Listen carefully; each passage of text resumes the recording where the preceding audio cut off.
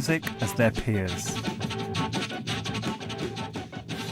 Ja, für uns war das mehr ein Problem, überhaupt Musik machen zu können in einer Bundesrepublik oder so nach dem Krieg, wo die lebendige Musik, Alltagsmusik verschwunden war, die war ausgelöscht. Und unsere Generation, wir mussten halt wieder von vorne starten. Ralph and Florian would employ what they would later call Musikarbeiter, music workers. At that time I was 20 and I was working in a psychiatrist hospital, and there was another guy working the same job, and he was invited to join a band called Krautrock in the studio. He asked me, would you like to join me? And I didn't know the band, and I didn't have anything better going on, so I said, okay, I'll join you. And when I jammed with Ralph Rother, it was so apparent that we both had the same idea for melody and harmony, which was definitely not American, not blues. It was a European music. There's a German expression called Stunde Null, hour zero, and that was more or less my situation, so I was really fortunate to meet those guys at that time. Rother and Kraftwerk drummer Klaus Dinger would leave Ralph and Florian to form their own project in 1971 called Neu. Well, the basic idea of this fast-forward movement, that was already with us when we performed as Kraftwerk. But when Klaus and I started recording the first Neu album, we just had this basic vision. I always lived near water. I lived near water in Hamburg, where I was born, in Munich, right next to the river, Isar, in Winslow, on the Bollin, River Bollin, and in Pakistan at the seaside, and Düsseldorf at the Rhine.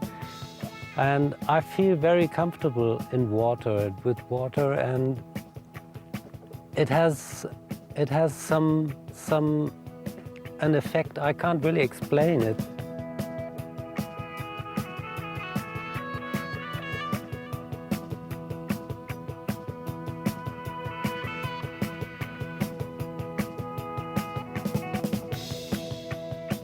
It's like time. It's something that has to do with time, the passage of time. And in a way, it's also a picture like of music, moving along. Like the music, there's some parallels. Boy, to put Neu into words, the drummer was playing in a way that when you listen to it, allowed your thoughts to flow, allowed emotions to come from within and occupy the active parts of your mind, I thought. It allowed beauty. To get there, the guy has somehow found a way to free himself from the tyranny of stupid blues, rock, of all conventions that I'd ever heard. Some sort of a pastoral psychedelicism.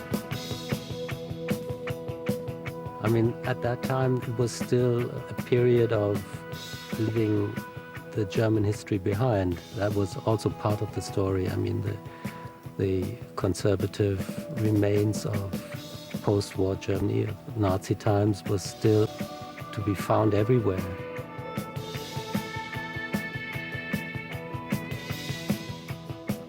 I admired Willy Brandt, for instance. That was a figure I really looked up to. And Neu once played for Willy Brandt. He was for reconciliation of Germany with the Eastern countries, kneeling down in Warsaw, asking for forgiveness in the name of Germany. And that was something that really appealed to my thinking. Despite combining a spirit of sonic adventure with a desire to transcend Germany's past, none of these bands could catch a cold in their homeland in the early 70s. Germans who liked progressive rock simply bought records by British and American bands.